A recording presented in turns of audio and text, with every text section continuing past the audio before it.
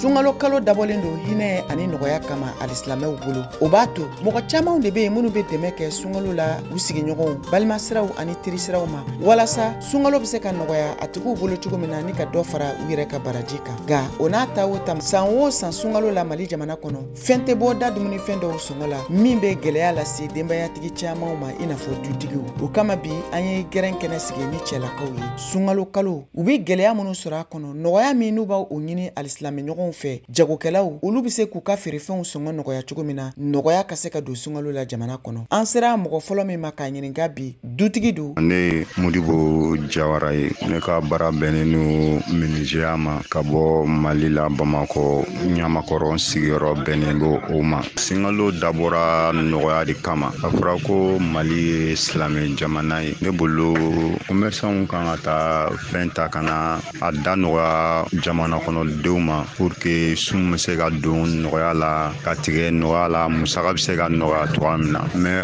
commerçants bɛ taa ta kana bila de donc sungalo la sisan ka gɛlɛya k'a feere o tɛ baara ɲuman ye. Fantan ka ca ni faama ye donc fɛnw kan ka nɔgɔya hukumu kɔnɔna la sinon ni a y'a ta nɔgɔya la a y'a feere nɔgɔya la ka bɔ a bolo mais ka taa mɔgɔ kelen ka tɔni biiri ka garder k'a bila ko yaasa ni gɛlɛya nana k'a feere ne kɔni fɛ o tɛ ɲuman ye. Sungalo kɔni kɔnɔna na kɔni an kan ka nɔgɔyaw kɛ ɲɔgɔn ye faamaw ka ɲinɛ fantanw na. Gawusu Tarawele ko k'ale ye bolola baarakɛla ye a fɛnɛ da sera sungalo gɛlɛya dɔw ma min degun binnen do denbayatigi caman kan bi. Ne ye Tarawele Gawusu ye bolola baarakɛla ye ne menuisier i sigilen do Bamakɔ Sirakɔrɔ cité. Ne kɔni ye gɛlɛya min sungalo kɔnɔ vraiment sungalo y'a sɔrɔ gɛlɛya be yen mais ɲɛmɔgɔ ni waritigiw ka jate ta anw fantanw kan quoi tɛ hinɛ k'an ye quoi voilà so normalement c'était jamana o jamana ye ni setigi ka ca kɔnɔ normalement setigiw kan ka o se kɛ fantanw dɛmɛni la ka balo ni sungalo musakafɛnw sɔngɔ jigi mɔgɔ ka se ka débrouiller ka dɔɔni sɔrɔ depuis ne ye ko dɔn Mali kɔnɔ fo ka se nin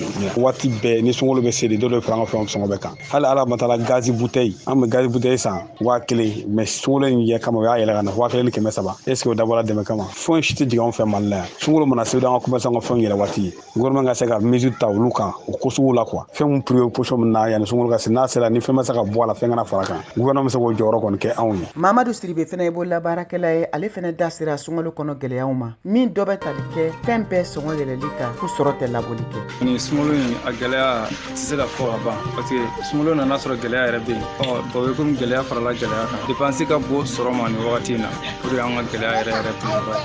Sungalo in kɔni tiɲɛ yɛrɛ la musaka ninnu tiɲɛ yɛrɛ la o gɛlɛyaba b'an kan. An ye min sɔrɔ Bewa Bamara ka bi gɛrɛn kɔnɔ k'a lase aw ma o de tun ye nin ye aw kan bɛn araba wɛrɛ.